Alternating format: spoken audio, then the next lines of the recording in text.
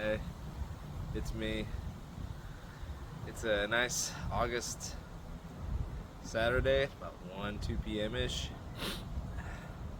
And finally doing a follow-up video on an install I did probably 9 months to a year ago, I think. No, it was like last December, so it's been a good nine months or so.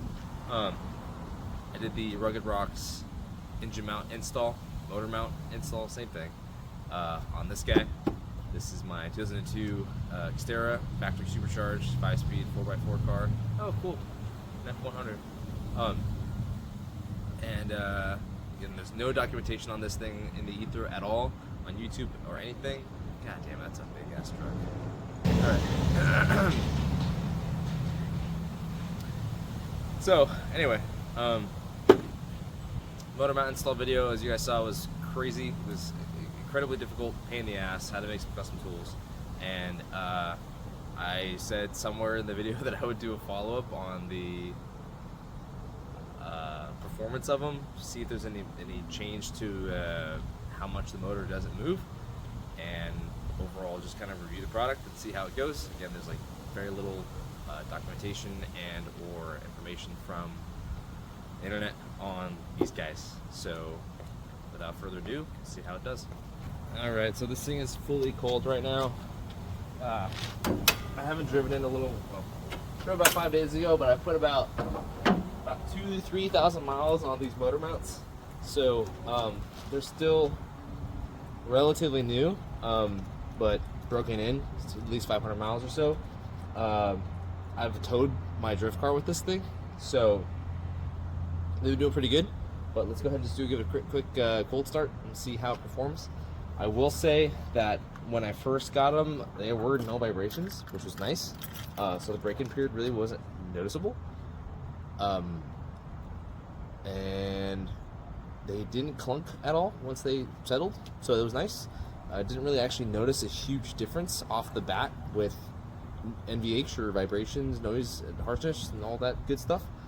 But I did notice that the drivetrain does feel more solid. So let's take a look right now.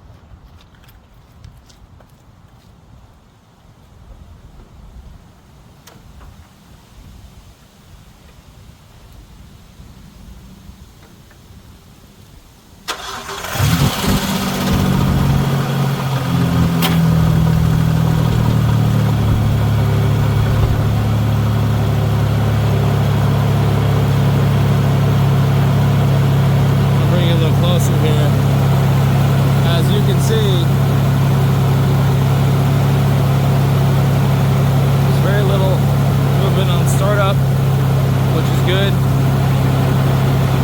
and it's super solid. I have a bit of a misfire on cylinder 2, so there's a little bit of shake, but overall not too bad. I'll give it a few minutes to warm up, get the oil hot, and then we'll make some comments.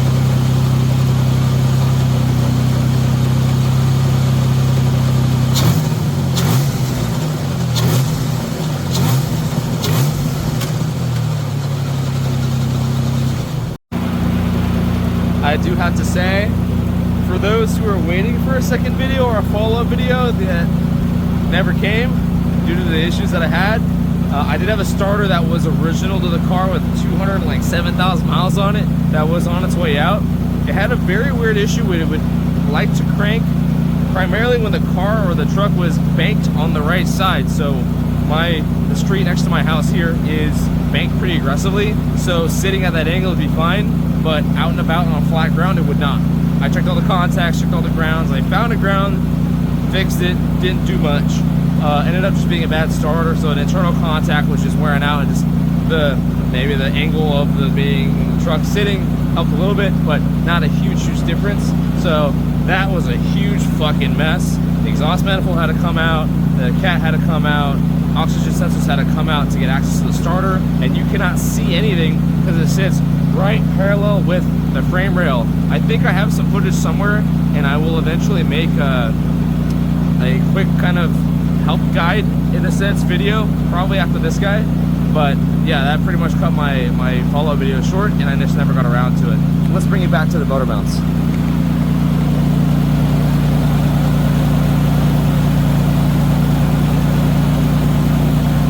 Alright, so super stable overall. You get a little shake from my misfire, but nothing too crazy. The AC is currently on right now to load up the motor a tiny bit, so that if I need to produce more torque, I can, technically. But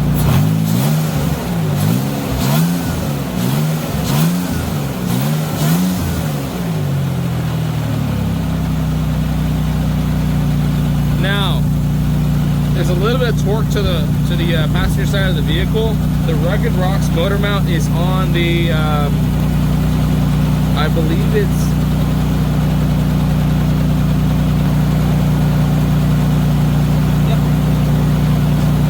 so the Rugged Rocks motor mount is on the driver's side. I should, and I probably could have put it on the passenger side. If I ever wanted to do that job again, I could just replace the driver's side one or passenger side one with a Rugged Rocks mount. It probably would have been more beneficial to help with torque application and put it on the passenger side, but this side was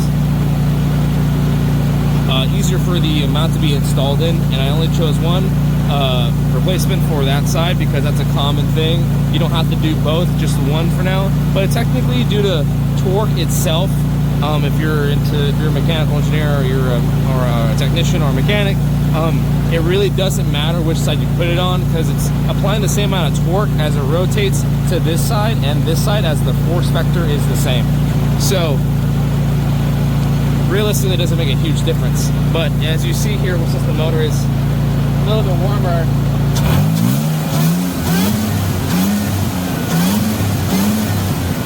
not a whole crazy lot of movement, and does pretty good.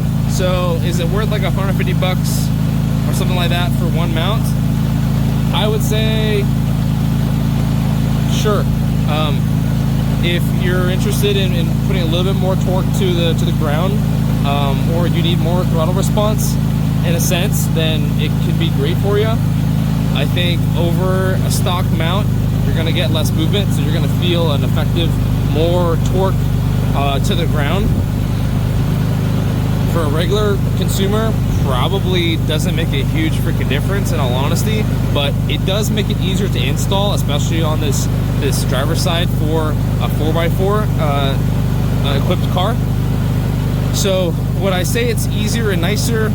Yeah, to get access to the hardware and make your life a little easier, yes. Is it an upgrade that would last you, 10 plus years and 100,000 plus miles? Yes. Is it something that needs to be serviced ever again? Probably not. So it's kind of a one and done thing. You don't have to worry about the pain of doing it twice. And it's a pretty good part. Again, I didn't like the hardware that it came with, and I didn't like that it didn't come with washers, but it's a nice poly bushing. It's solid, like 1/4-inch steel. The threads are good, so they use good hardware for the actual mounting portions of it, and they threaded it nice. So overall, solid 8.5, 9 out of 10. I wish, and I gotta double check, but I wish there was a grease port. I think there is one, but I gotta double check again. But if there isn't one, it'd be nice to have one. And then just better hardware to make it a full 10 out of 10. So worth the money, I would say so. If you're a performance guy, even for maintenance, just in general, it's a good idea. But even as it's warmed up a little bit and the poly is less stiff, you don't hear any weird vibrations. And there's no increase, a true increase in NVH in the cabin, and everything just feels a little tighter, right? Which is good, even especially if your trans mount is aging, so it kind of can take up some of that that wear and tear and redistribute it, so that's kind of a good thing. But yeah, it's been doing good, no problems for me overall. And let's listen to the Supercharged a little bit. I'll let you experience it a little bit.